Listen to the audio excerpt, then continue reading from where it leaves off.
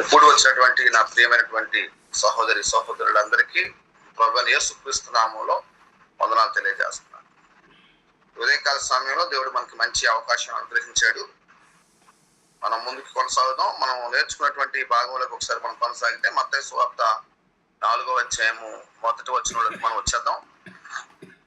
గడిచినటువంటి వారంలో నాకు అవకాశం వచ్చినప్పుడు నేను మత్తయి సువార్త 4వ అధ్యాయం నుంచి నేను మొదలుపెట్టి 1వ వచనాన్ని మొదలుపెట్టినప్పుడు అప్పుడు యేసు అపవాది చేత శోధింపబడుటకు ఆత్మ వలన అరణ్యం కొనుక్కోబడెను అనే వచనం మీద నేను గడిచిన వారంలో మాట్లాడడం జరిగింది.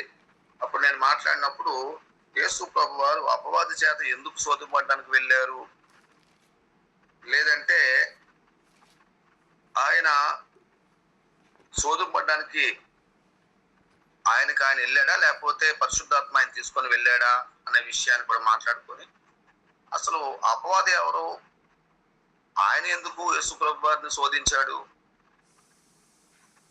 అపవాది దగ్గరికి యేసు ప్రభు వెళ్ళవలసిన అవసరం ఏంటి అనే కొన్ని విషయాలు మనం గడిచినటువంటి వారంలో మనం మాట్లాడుకొని ఉన్నాం. అయితే 1వ వచనాన్ని మనం పూర్తి చేసుకున్నాము. 2వ వచనాన్ని మనం చూస్తే 40 దినములు 40 రాత్రులు ఉపవాసం ఉండిన పిమ్మట ఆయన ఆకలి కొనగా, 2వ వచనాన్ని ఈ దినాన్ని ఒకసారి మనం మాట్లాడుకుందాం. 2వ వచనం కోసం మనం మాట్లాడుకుంటే ఇక్కడ 40 రోజులు లేదా 40 దినాలు 40 రాత్రులు ఉపవాసం ఉన్నారు యేసు ప్రభు వారు 40 రాత్రులు ఆవశ్యకత ఏంటి అనే విషయాన్ని ఒకసారి మనం ఆలోచించేద్దాం. ఒకసారి మనం ఆలోచన చేస్తే యేసు ప్రభు వారు ఉపవాసం ఎందుకున్నారు, ఆయన ఉండవలసిన ఆవశ్యకత ఏంటి అనే విధానం గురించి ఆలోచన చేసినట్లయితే, యేసు ప్రభు వారు తన యొక్క జీవితంలో ఎక్కడా కూడా ఉపవాసం ఉన్నట్టుగా మనకి బైబిల్లో చూపించబడలేదు. ఆయన 30 ఏళ్ల జీవితంలో ఎప్పుడు కూడా మనకు చూపించబడలేదు. అలాగే ఆయన 30 ఏళ్ల జీవితంలో ఎక్కడా కూడా ఆయన శాతాను చేత శోధింపబడినట్టుగా కూడా మనకి కనిపించలేదు. ఆ విషయాన్ని కూడా మనం గమనించవచ్చు. అయితే యేసు ప్రభు వారు ఆయన సాతాను చేత శోధింపబడడానికి వెళ్ళినట్టుగా ఇక్కడ మనకు కనిపించింది. కాబట్టి ఆయన సాతాను చేత శోధింపబడినప్పటికీ, అంటే సాతాను చేత ఆయన జయించగలడు అని మనం నిరూపించడానికి ఆయన ఉపవాసం ఉండినట్టుగా, లేకపోతే సాతాను శోధపడినట్టుగా మనం చూడగలం. రెండోది మనం చూసినట్లయితే ఆయన బాప్తిసం ఎవరైనా సరే బాప్తిసం పొందిన తర్వాత సాతాను చేత శోధింపబడతారు. కాబట్టి ఆ విధంగా శోధింపబడినప్పటికీ మనం జయించగలము సాతాను చేత అనే విషయాన్ని తెలియజేయడానికి ఆయన కూడా ఇక్కడ సాతాను చేత శోధింపబడినట్టుగా మనం చూడగలం. బైబిల్లో ఈ విధంగా 40 రోజులు 40 దినాలు ఎవరైనా ఉపవాసం ఉన్నారా అనే విషయాన్ని ఒకసారి మనం ఆలోచించేద్దాం.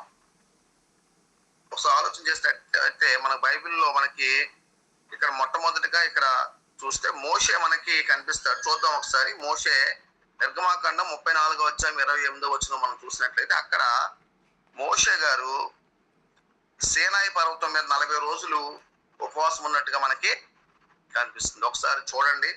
నిర్గమాకాండం 34వ అధ్యాయం 28వ వచనం చదివినట్లయితే మనం ముందుకు కొనసాగుదాం. మనం నేర్చుకుంటున్న భాగంలో యేసు ప్రభు వారు ఎందుకు ఉపవాసం ఉన్నారు, లేదంటే యేసు ప్రభు వారు సాతాను చేత ఎందుకు శోధింపబడ్డారు అనే విషయాలు మనం నేర్చుకుంటున్నాం. ఆ విషయాల మీద మనం నేర్చుకుంటున్నప్పుడు ఇక్కడ మనకి మొదటిగా ఎవరు కనిపించారంటే 40 రోజులు ఉపవాసం ఉన్న వాళ్ళు మనకి మోషే కనిపించారు. చూద్దాం ఒకసారి. చదవండి ఎవరైనా. నిర్గమాకాండము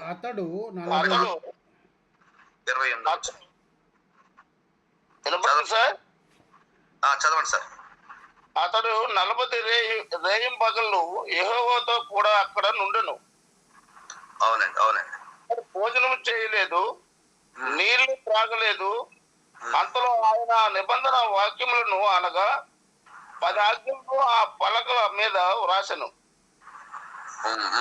చాలండి. ఇక్కడ మనం గమనించినట్లయితే ఇక్కడ మోషే సీనాయి పర్వతం మీదకి 10 ఆజ్ఞల కోసం పదాజ్ఞల విషయంలో సీనాయి పర్వతం మనకి ఆయన వెళ్ళినప్పుడు అక్కడ 40 రోజులు కూడా ఆయన భోజనం చేయలేదు అనే విషయాన్ని క్లియర్ కట్ అక్కడ బైబిల్లో రాయబడింది. అంటే ఉపవాసం ఉన్నాడని రాయబడలేదు, కానీ భోజనం చేయడం అర్థం ఏంటి? మనకి ఉపవాసం ఉన్నట్టే కదా.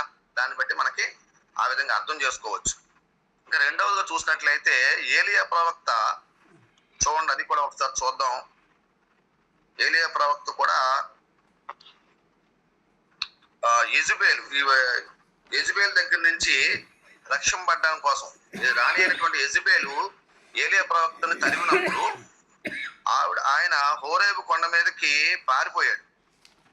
పారిపోయినప్పుడు 40 రోజులు ఆహారం లేకుండా అక్కడ ఉన్నట్టుగా మనం చూడొచ్చు. ఇంకొక విషయాన్ని కూడా నేను తెలియజేస్తాను. అంటే ఏలియా ప్రవక్త ఇక్కడ 40 రోజులు ఉపవాసం ఉన్నట్టు మీకు తెలియజేశాను. ఇంకోటి కంటే మోషే రెండోసారి ఇక్కడ ఇశ్రాయేలీయుల కోసం ఉపవాసం ఉన్నట్టుగా మనం చూపిస్తాం. చూడండి, ద్వితీయోపదేశ కాండము 9వ అధ్యాయము 9వ వచనంలో మోషే ఇక్కడ రెండోసారి ఉన్నట్టుగా కూడా మనం చూడొచ్చు. ద్వితీయోపదేశము 9వ అధ్యాయం 9వ వచనం చదవండి ఎవరైనా.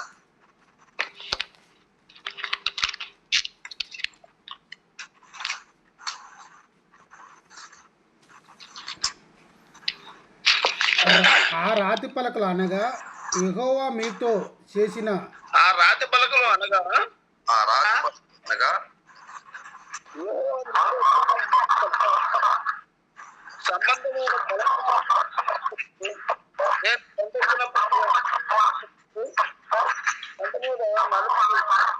సంబంధమైన రాత్రుల్లో ఉంటుంది.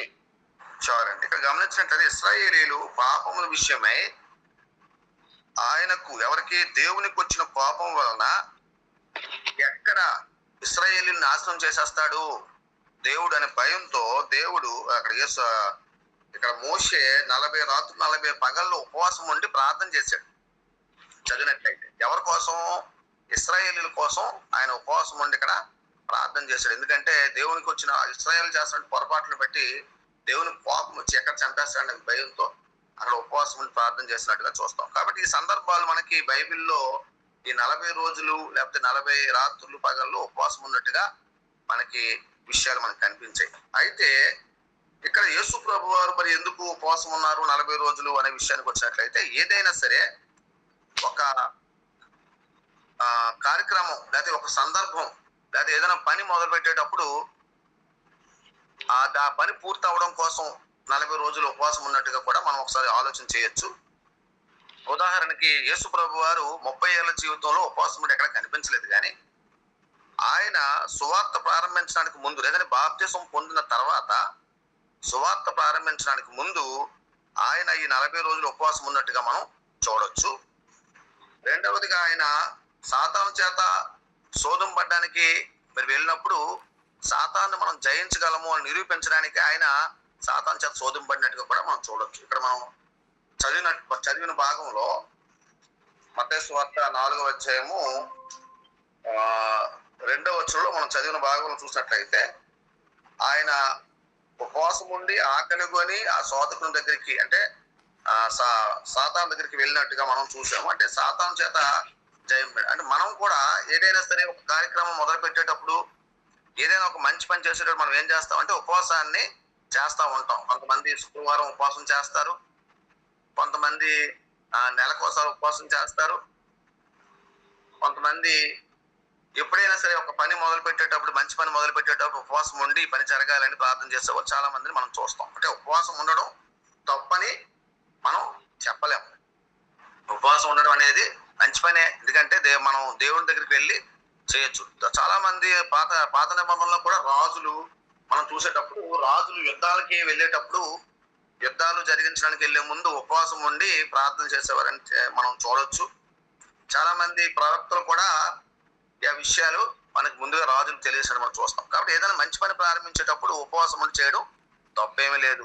మా ఇంట్లో కూడా స్త్రీలు పిల్లల కోసం ప్రతి శుక్రవారం ఉపవాసం ఉండి ప్రార్థన చేస్తారు. అయితే నేను ఉపవాసం గురించి కొన్ని విషయాలు మీకు తెలియజేయాలనుకుంటున్నాను. నేను ఎన్సైక్లోపీడియా అని చెప్పి ఒకటి నేను చూస్తూ ఉంటాను. దాంట్లోని చరిత్ర ఆధారాలు అంటే ఈ ఉపవాసాల కోసం చరిత్ర ఆధారాలు లేదా ఉపవాసాల గురించే కాదు, ప్రతి విషయం కోసం బైబిల్లో ఏ పని జరిగినా సరే దానికి చరిత్ర ఆధారాలు ఉన్నాయా లేదా, నిజమైన చరిత్ర ఆధారాలు చూపించే మీడియాలు కొన్ని ఉన్నాయి, అవి జరిగినట్టుగా కూడా చెప్తా ఉంటాయి. అందులో ఒకటి ఎన్సైక్లోపీడియా మీడియా అని చెప్పేసి ఒక చరిత్ర ఉంది. దాని గురించి అసలు ఈ ఉపవాసం గురించి ఏం తెలియజేస్తుందో ఒకసారి మనం చూద్దాం. అసలు ఈ ఉపవాసం అనే మాట మనకి ఎలా వచ్చిందో ఒకసారి ముందుకు మనం చదువుదాం. మనకి ఇప్పుడు ప్రస్తుత కాలంలో ఈ లెంట్ డేస్ అనేవి జరుగుతున్నాయి కదా. లెంట్ డేస్ అనేవి జరుగుతున్నాయి కాబట్టి దాని గురించి చరిత్ర ఏం చెబుతుంది అనే విషయాన్ని, కొన్ని విషయాలు నేను మీకు తెలియజేసి ముగిస్తాను. ప్రాముఖ్యమైన విషయాలు మాత్రం మీకు తెలియజేస్తాను. అయితే మనం తెలుసుకోవాల్సిన ఆవశ్యకత ఉంది. ఇప్పుడు ఏదైనా ఒక పని చేస్తున్నప్పుడు అది దాని గురించి మనం తెలుసుకోవడంలో తప్పేమీ లేదు. ఉపవాసం చేయడం రైట్ రాంగ్ అని మనం చెప్పట్లేదు, కానీ అది మంచి పని. అయితే దాని గురించి మనం కొన్ని విషయాలు మనం చరిత్ర ఆధారాల నుంచి మనం తెలుసుకుంటే మన జీవితాలకు మనకి మంచిది. కాబట్టి ఈ విషయాలు మనం కొన్ని తెలుసుకుందాం. అయితే ప్రస్తుత కాలంలో లెంట్ డేస్ అనేటువంటి ఒక పదం నడుస్తుంది. ఈ లెంట్ డేస్ అనే పదంలో 40 రోజులు దాన్ని ఉపవాస దినాలుగా పెట్టి ఆ కార్యక్రమాన్ని క్రైస్తవులు అందరూ కూడా జరిగిస్తూ ఉన్నారు. అయితే లెంట్ అనే పదము బైబిల్లో ఉందా అని మనం ఆలోచన చేస్తే లెంట్ అనే పదం బైబిల్లో ఎక్కడ కూడా లేదు. అయితే లెంట్ అనే పదానికి అర్థం ఏంటి? లెంట్ అంటే శ్రమ అని అర్థం. లెంట్ డేస్ అంటే అర్థం ఏంటి? శ్రమ దినాలు, ఓకేనా, అనే అర్థాన్ని సూచిస్తున్నాయి. అయితే దీన్ని ఇంకో విధంగా చూస్తే దీనికి ఇంకో మాట ఏంటంటే స్ప్రింగ్ డేస్.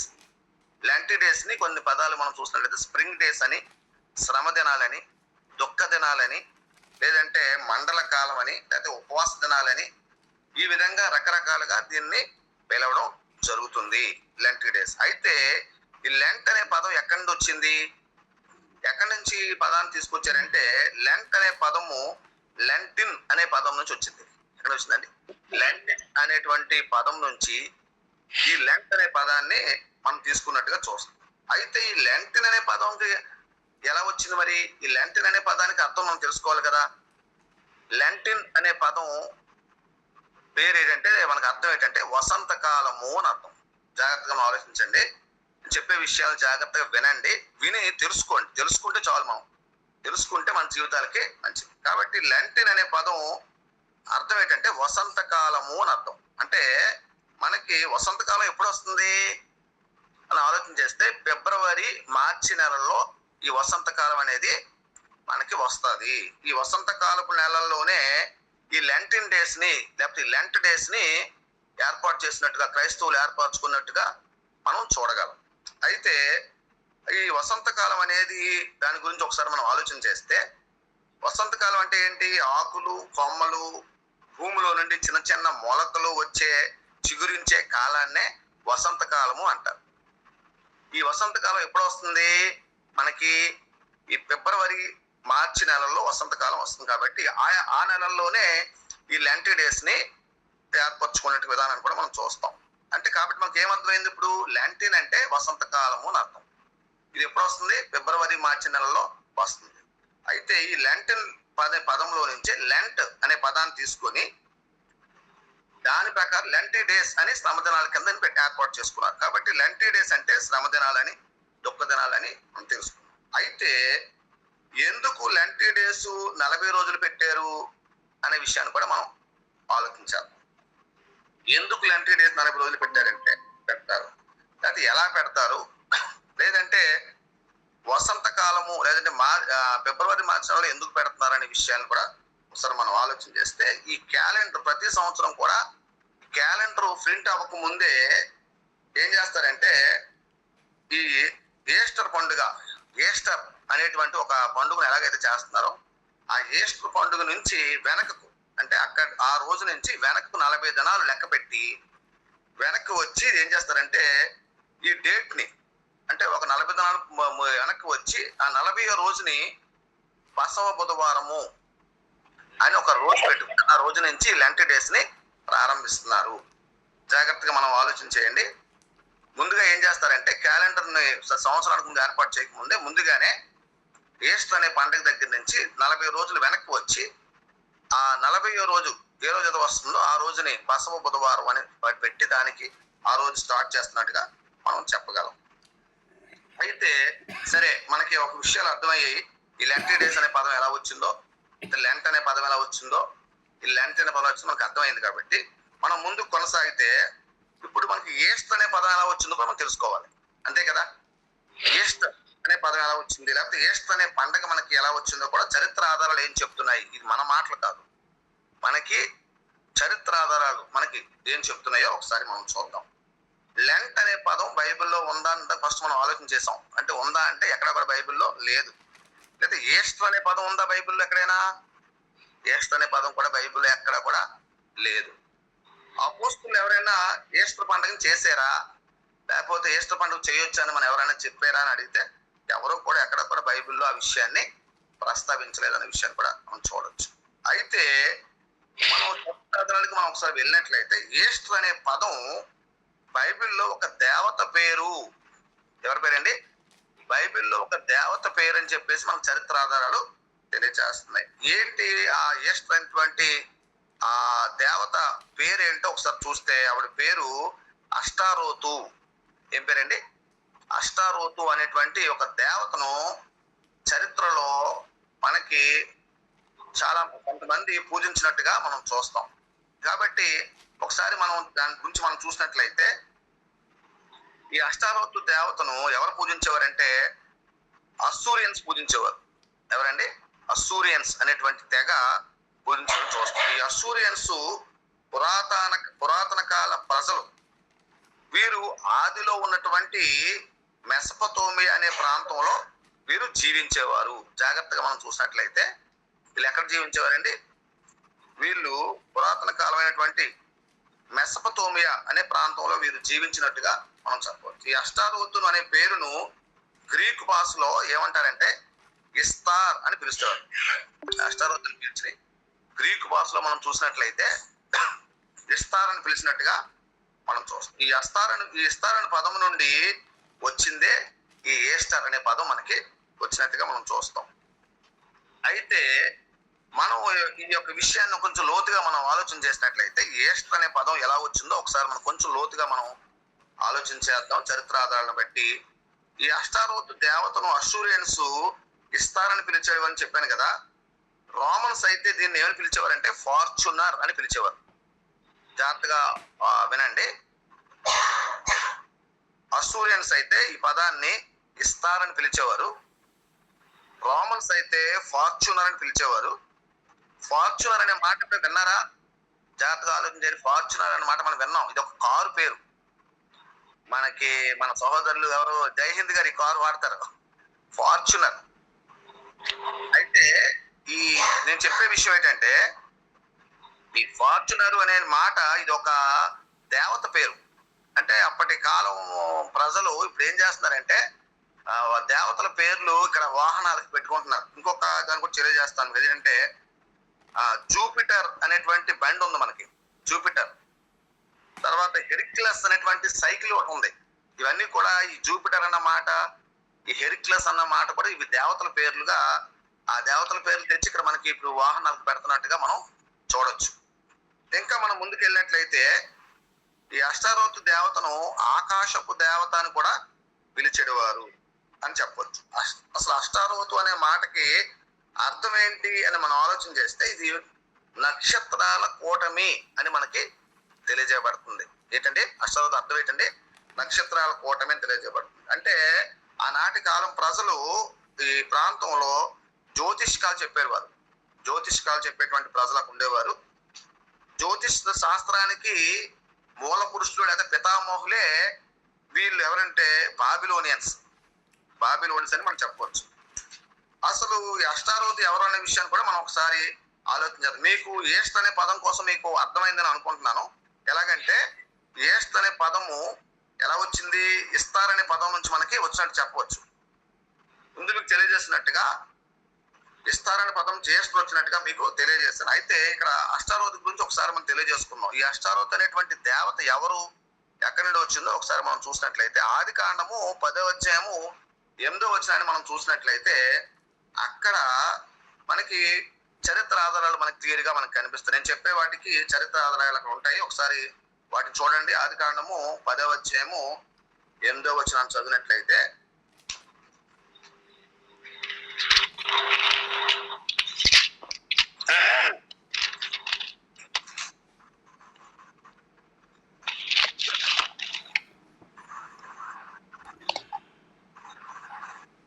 నేను చదువుతున్నాను చూడండి.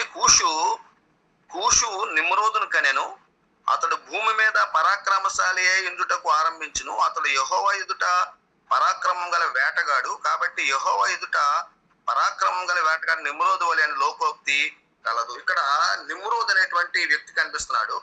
ఇతని యొక్క తండ్రి ఎవరండి? కూషు. అయితే ఈ కూషు ఎవరు అనే విషయాన్ని మనం తెలుసుకోవాలి. ఎందుకంటే కూషు ఎవరంటే మనకి ఒకసారి చరిత్రకు మనం చూసినట్లయితే ఆదికాండము 6వ అధ్యాయంలో మనకి మొదటి జనరేషన్ జలప్రలయం ద్వారా నాశనం అయిపోయింది. జాగ్రత్తగా చూడండి. ఆదికాండం 6వ అధ్యాయంలో మనం చూసినట్లయితే మనకి తెలిసిన విషయమే కాబట్టి నేను మీకు చూపించట్లేదు. మొదటి జనరేషన్ అంటే అంతవరకు ఉన్నటువంటి జనాభా అంతా కూడా జలప్రలయం ద్వారా అక్కడ ఏమైందంటే నోవాహు సంతానం అంతా, నోవాహు వరకు అందరూ కూడా చనిపోయారు. అయితే నోవాహు సంతానం మాత్రమే అక్కడ మిగిలారు. అందరూ చనిపోయారు.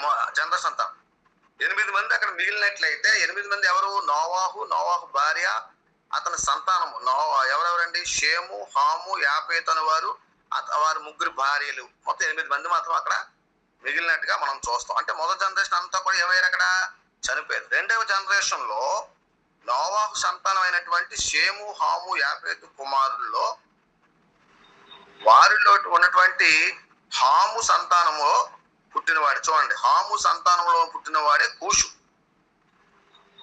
అర్థమైంది కదా? హాము కుమారుల్లో పుట్టినవాడు ఎవరంటే కూషు కుమారుడు ఎవరంటే నిమ్రోదు. అర్థమైంది కదా? చూసాం కదా ఇక్కడ. కాబట్టి కూషు నిమ్రోదుని కన్నాడు. జాగ్రత్తగా మీకు అర్థం చేసుకున్నట్లయితే ఈ నిమ్రోదు యొక్క భార్య పేరే అష్టారోతు. జాగ్రత్తగా చూడండి, అది కూడా నేను మీకు చూపిస్తాను. అయితే నిమ్రోదు భార్య పేరే అష్టారోతు అని మనకి చరిత్ర ఆధారాలు తెలియజేస్తున్నాయి. అయితే అష్టారోతును గ్రీకు భాషలో ఏమని పిలుస్తారని చెప్పాను? ఇస్తారని పిలుస్తారని ముందే మీకు తెలియజేశాను. అయితే ఈ నిమ్రోద్ ఎలాంటి వాడండి? పరాక్రమశాలి. ఆ రోజుల్లో నిమ్రోద్ అంతటి బలం గల వ్యక్తి ఎవరో కూడా లేనట్టుగా మనం చూస్తాం. అయితే నిమ్రోదు దేవుని కన్నా బలమైన వాడిగా ఎంచుకొని అక్కడ ఏం చేసేవాడంటే రాజ్యాలు నడిపించినట్టుగా మనం చూస్తాం. నిమ్రోదు తన యొక్క ఇష్టానుసారమైన జీవితాన్ని జీవించినట్లుగా చూస్తాం మనం. అయితే బలమాన్ని బట్టి అతను గర్వించినట్టుగా కూడా మనం చూడగలం. అయితే ఆ తర్వాత ఇతను ఏం చేసేవాడంటే అక్కడ తన యొక్క ప్రభావాన్ని నిరూపించుకోవడానికి అతని భార్య అయినటువంటి అష్టారోతుతో కలిసి అక్కడ ఎక్కువ ప్రభావాన్ని అక్కడ చూపించేవాడని కూడా మన చరిత్ర ఆధారాలు తెలియజేస్తున్నాయి. అయితే నిమ్రోదు చనిపోయాడు. కొంత రోజులు పోయిన తర్వాత ఇప్పటికైనా మనిషి చనిపోవాలి కాబట్టి ఎంత గొప్పవాడైనా సరే, నిమ్రోదు చనిపోయిన తర్వాత నిమ్రోదు భార్య అయినటువంటి అష్టారోతు ఏం చేసిందంటే తన యొక్క ప్రభావం ఎక్కడ పోతుంది అనేటువంటి భయంతో ఏం చేసిందంటే తనకు పుట్టేటువంటి బిడ్డే మళ్ళీ నిమ్రోదు పుడుతున్నాడని చెప్పి అక్కడ ప్రజలందరికీ తెలియజేసినట్లుగా తెలియజేస్తాను. అష్టారోతు యొక్క జీవితం కోసం మీకు తెలియజేస్తూ ఈ విషయాన్ని తెలియజేస్తున్నాను. అయితే నిమ్రోదు యొక్క భార్య అష్టారోతు ఏం చేసిందంటే అక్కడ ఒక దేవత కింద అక్కడ ప్రజలకి తన యొక్క భర్త నిమ్రోదు ద్వారా తన ప్రభావాన్ని అంతటి చాటు చూపుకుంటూ అక్కడ జీవించేది. అయితే ఎప్పుడైతే భర్త చనిపోయాడో, నిమ్రోదు చనిపోయాడో, అష్టారోతు ఏం చేసిందంటే తనకు పుట్టేటువంటి బిడ్డ మరలా నిమ్రోదే పుడుతున్నాడు, నిమ్రోదు లాంటి బలశాలి మళ్ళీ పుడతాడు అని చెప్పి అక్కడ చెప్పినట్టుగా మనం చూస్తాం. నిమ్రోదికి అష్టారోతు కుమారుడు పుట్టాడు. అతని పేరు తమ్మూజు. జాగ్రత్త గుర్తుపెట్టుకోండి. తమ్మూజు అనేటువంటి పుట్టాడు. అతనికి తమ్మూజు అని పేరు పెట్టారు. పెట్టినప్పుడు అప్పుడు ఏం పిలిచేవారంటే ఆవిడ్ని మదర్ ఆఫ్ గాడ్ అని, లేదా మదర్ ఆఫ్ చైల్డ్ అని, లేదంటే క్యూన్ ఆఫ్ హెవెన్. ఈ 3 పదాలు జ్ఞాపకం చేసినట్లయితే ఆ రోజుల్లో ఆ దేవతను పూజించేటప్పుడు మదర్ ఆఫ్ గాడ్ అని, మదర్ ఆఫ్ చైల్డ్ అని, క్యూన్ ఆఫ్ హెవెన్ అని పేర్లు పెట్టి అక్కడ ఉన్నటువంటి ప్రజలందరి దగ్గర వాళ్ళు ఖ్యాతిని ఉన్నట్లుగా ఆ దేవతలను పూజించినట్టుగా మనం చూస్తాం. అయితే మనం చివరికి వచ్చేద్దాం మన విషయాలను. అయితే ఇక్కడ గమనించినట్లయితే తమ్మూజు కూడా కొద్ది రోజులు పోయాక ఏమయ్యాడండి? చనిపోయాడు. తల్లి మాత్రం మిగిలింది. అయితే ఈవిడ అష్టారోతుని దేవత కింద అక్కడ అందరి దగ్గర పూజింపడినట్లుగా మనం చూస్తాం. అయితే తమ్మూజు యొక్క తల్లి తన తమ్ముజుని ఏం చేసిందంటే, చనిపోయాడు కాబట్టి తన ప్రభావం ఎక్కడ తగ్గిపోతుందని మరలా ఏం చేసిందంటే, నేను పాతాళానికి వెళ్తాను త్వరలోనే, నేను తమ్మూజుని తీసుకొని మరలా వస్తాను, తమ్మూజు మీకు వచ్చాడు అని మీకు ఆధారం తెలియజేయడానికి మీరు ఏం చేయాలంటే తమ్మూజు కోసం ఏడవండి. ఎవరి కోసం అండి? ఈ తమ్మూజు అనే వ్యక్తి కోసం, కుమారుడి కోసం మీరు ఏడవండి. ఎన్ని రోజులు ఏడాలి? 40 రోజులు ఏడాలి. అప్పుడే ప్రవేశపెట్టింది ఎవరు? ఈవిడ అష్టారోతుని దేవతకు ఏం చేసిందంటే 40 రోజులు మీరు తప్పనిసరిగా ఏడవాలి ఆయన కోసం. మీకు ఆనవాళ్ళ కింద తమ్మూజు వచ్చినట్లుగా మీకు ఆనవాళ్ళు ఏంటంటే, గుర్తు ఏంటంటే, ప్రతి సంవత్సరం వసంతకాలం అంటే ఫిబ్రవరి మార్చి నెలలో మీరు ఏం చేయాలి? ఈ తమ్మూజు కోసం ఏడవాలి అని తెలియజేసింది. అప్పుడే వసంతకాలంలోనే వాళ్ళు ఏడ్చేవారు. కరెక్ట్ గా మార్చి నెల వచ్చేసరికి మనకి నడినెత్తి మీదకి పూర్తిగా ఎండ ఎప్పుడైతే వస్తుందో అప్పుడు మనకి వసంతకాలం పూర్తిగా వచ్చినట్టు. మనకి ఎప్పుడైతే చిగుర్లు పుడతాయి, వసంతకాలం ఏమొస్తుందండి? భూమి మీద చిగుర్లు పుడతాయి. ఈ చిగుర్లు పుట్టినప్పుడు, ఈ మొలకలు వచ్చినప్పుడు తమ్మూజు మీ మధ్యకి వచ్చినట్టుగా మీరు ఫీల్ అవ్వాలి అనే విషయాన్ని ఆనాటి కాలంలో అష్టారోతు అనే ఆవిడ తెలియజేసినట్టుగా మనం చూస్తాం. అయితే ఇష్టారోతు ఏష్టర్ అనే పదానికి అష్టారోతు అనే పదంలోకి వచ్చినట్టుగా మనం చూసాం. అయితే ఈ విషయాన్ని ఈ విధంగా చేసినప్పుడు దీన్ని ఏం చేశారంటే ఆర్సిఎం చర్చ్ వారు లేదంటే పెంతుకోస్తు వారు దీన్ని సంఘాల్లో ఏం చేశారండి? ప్రవేశపెట్టినట్టుగా మనకి చరిత్రకారులు తెలియజేస్తున్నారు. అయితే ఇందులో ఉపవాసం చేయడం అనేది తప్పని ఎక్కడ మనకి రాయబడలేదు. ఉపవాసం ఎప్పుడైనా చేయొచ్చు. 365 రోజుల్లో మనం ఎప్పుడైనా సరే ఉపవాసాలు చేయొచ్చు. అయితే ఉపవాసాన్ని ఒక ఏ విధంగా అంటే దాన్ని ఒక ఆచారం కింద, ఏంటంటే ఒక ఆచారం కింద చేయకూడదు, లేదంటే దీన్ని అందరికీ తెలిసేలా చేయకూడదు. లేకపోతే దీనిని చూడండి, ఇప్పుడు ఈ మధ్యన మాలలు వేస్తున్నారు, 40 రోజుల మాలలు, 50 రోజుల మాలలు చేసి ఆ విధంగా మనం చేయకుండా దీన్ని ఒక క్రమమైన పద్ధతిలో, అంటే ఎప్పుడైనా సరే ఒక మంచి కార్యం జరిగించేటప్పుడు లేదంటే దేనైనా ఒక కార్యక్రమం పెట్టేటప్పుడు ఈ ఉపవాసాలు చేయడం తప్పేమీ కాదు.